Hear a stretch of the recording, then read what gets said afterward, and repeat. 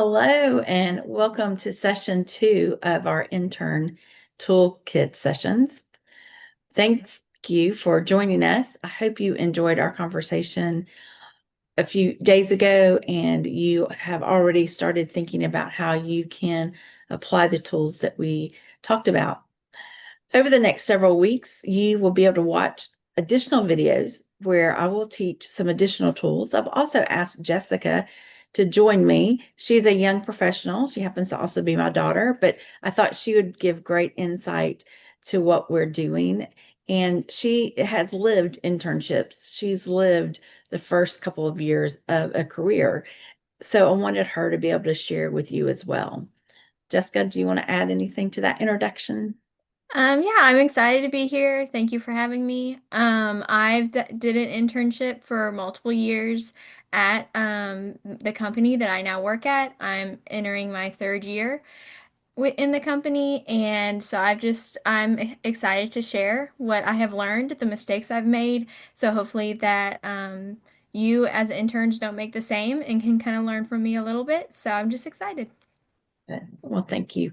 Well, guys, let's just jump in and get started.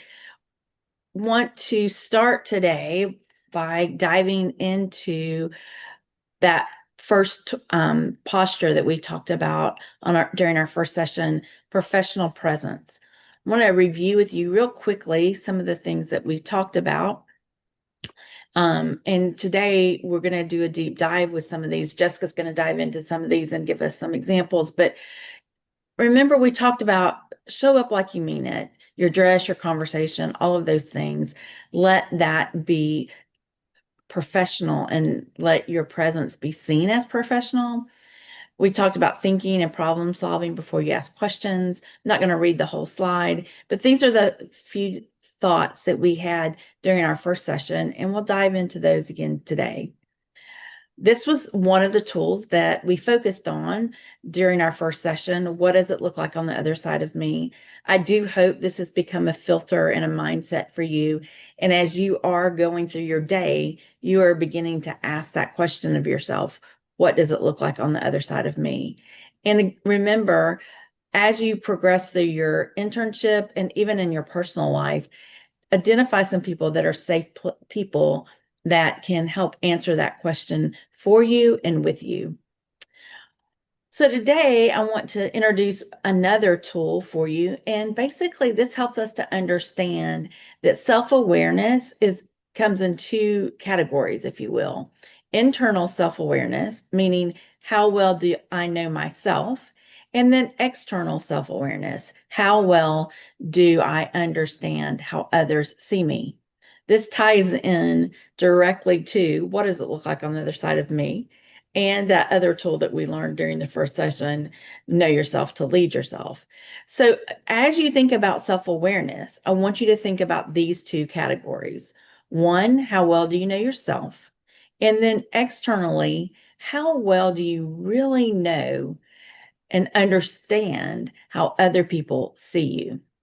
And so, again, just some ideas, thoughts, hopefully some mindsets and filters that you can use as you continue to engage with your fellow employees at BGE and interns, but also in other areas of your life as well. Jessica's going to jump in now and dive into a few of these professional presence areas that I think are important for us to think about. Yeah, so one of the first things that I learned as an intern and then especially now as in a career is communication. Communication is key to being successful, no matter where you end up in your career. And my biggest lesson that I learned was to over communicate. Over communicating looks different for different people. You may be talking to your team consistently every day, and you can easily over communicate with them, but maybe the person you report to, you don't see them every day, and there's miscommunication there because you don't over communicate. So it looks different for every group that you work with and every team member that you work with or who you report to, but I always make the policy of 24 hours in response to any sort of communication, whether that's a phone call or an email. When you work on emails, just be very aware of your tone. Your tone the tone that you may think you are presenting may be completely different than how it's received. So I always have my team read over those emails, especially the emails that I'm questioning whether it sounds correct or whether I'm being polite or maybe I'm not being as direct as I need to be. So I just have my team that I work really closely with read those emails. It can be a little unnerving sometimes having other people read emails and critiquing them, but just know find someone that you trust and know that they're just looking out for the best, for your best by critiquing those emails. Also, an important piece of communication is being able to problem solve the situations and being able to communicate those situations. The feedback is, what are you doing, Mom? Sorry, I flipped it by mistake. I'm sorry. It's okay. Okay. Sorry about that. So, another piece is problem solving. You want to think about the problems and you want to be able to communicate effectively how to problem solve that. You always want to be able to ask to help for help. I know sometimes it's difficult to admit that you don't know something or you don't understand something, but always don't be afraid to ask for help. And just remember to communicate respectfully and responsibly with your peers, with your clients, whoever you're working with. And just make sure that you provide those updates on projects that you're working on anything that you need to be focused on at work. Make sure you provide those updates and that you are clear with everyone around you what's going on, how you're progressing, what you need help on, what you feel confident on. So just that constant communication.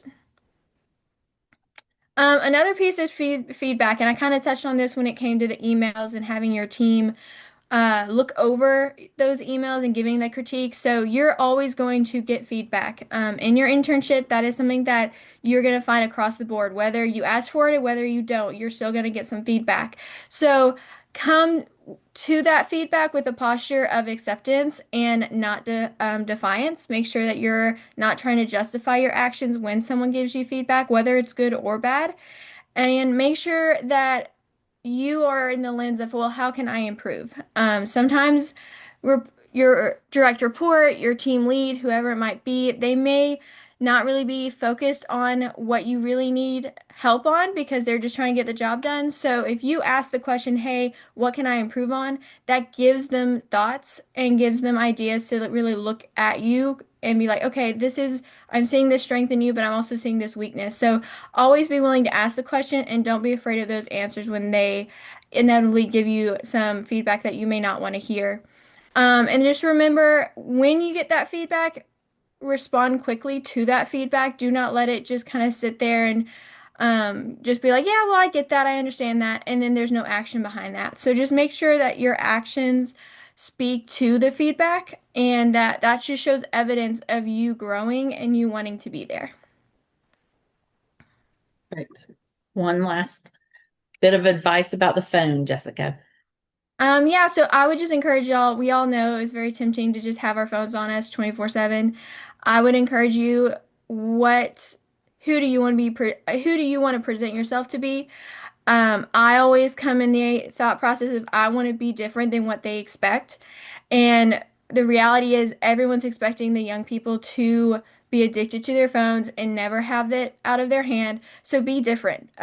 Be unexpected and put the phone down and enjoy the presence of the people and getting to know them and enjoy the fact that you get to do something that's unexpected and actually not have your phone on you all the time.